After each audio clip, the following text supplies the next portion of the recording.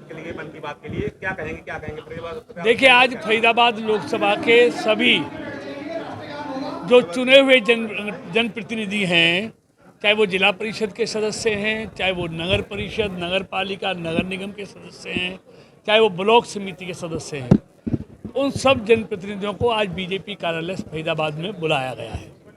और क्योंकि पूरे देश में दुनिया के सबसे लोकप्रिय नेता और भारत के प्रधानमंत्री आदरणीय नरेंद्र मोदी जी की मन की बात के 100वें एपिसोड का प्रसारण 30 तारीख को सुबह 11 बजे होना है।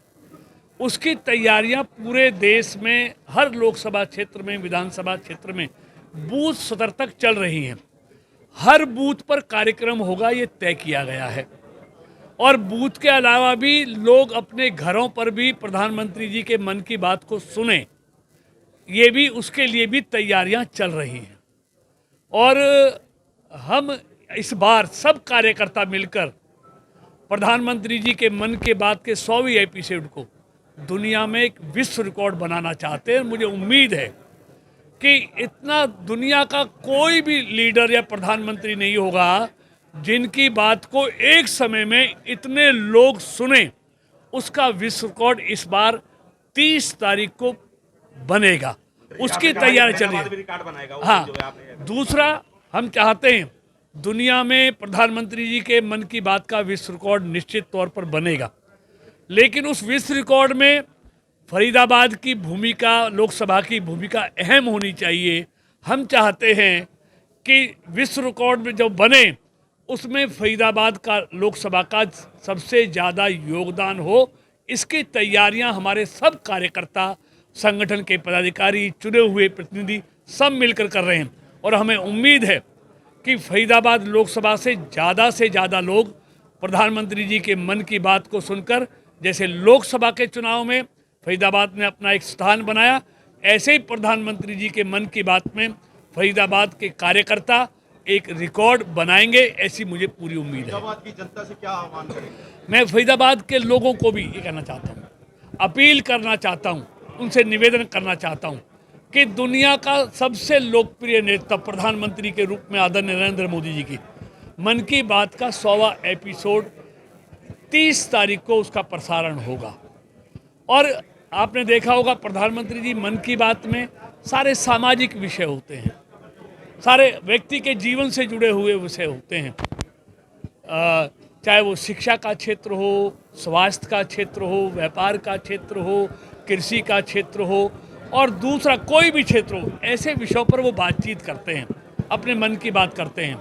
और ऐसी छुपी हुई प्रतिभाएं जो विभिन्न क्षेत्रों में अपना अपना योगदान दे रही हैं, उन सब के बारे में बातचीत करते हैं, उनसे बातचीत करते हैं। सरल ऐप का क्या फोटो वाला क्या सुझाव है? देखिए, जैसे ये सब उस दिन सब ने अपने अपने जो चुना हुआ प्रतिनिधि जिस बूथ पर वो होगा, अपने बूथ नंबर के साथ वो अपना फ़ोटो सरल ऐप पर डालेगा और उसको मोदी ऐप पे भी डाल सकते हैं। तो जो ये अपना एंड्रॉयड फ़ोन है उसमें दूसरा है, दूसरे में सरल है, उस पर डालना है और मोदी ऐप पे सब ने अपने अपने फ़ोटो डालने हैं, क्योंकि वहाँ सिर गिने जाने हैं कितने लोगों ने सुना, उसकी गिनती होनी है। तो जब तक ये सारे जिनने जहाँ पर सुना है सरल ऐप पर अपने फ़ोटो नहीं डालेंगे, तब तक वो गिनती पूरी नहीं हो पाएगी।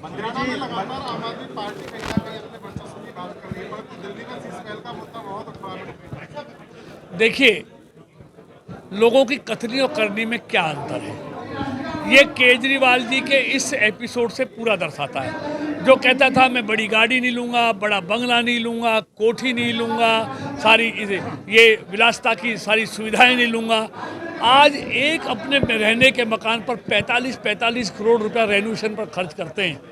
तो ये कैसे गरीब के नेता हो सकते हैं? क्या 8 लाख का पर्दा आपने कभी देखा है? मैं तो कभी देखा भी नहीं, सुना भी नहीं, पहली बार सुन रहा हूँ। मतलब केजरीवाल जनता के पैसे का इस तरह दुरुपयोग करेंगे अपनी विलासिता के जीवन में, तो ये किसी ने उम्मीद नहीं की थी। लेकिन उसका असली चेहरा लोगों के सामने आ गया है और वैसे बार बार आ रहा है। वो कह रहा मैं कभी राजनीति में नहीं आऊँगा।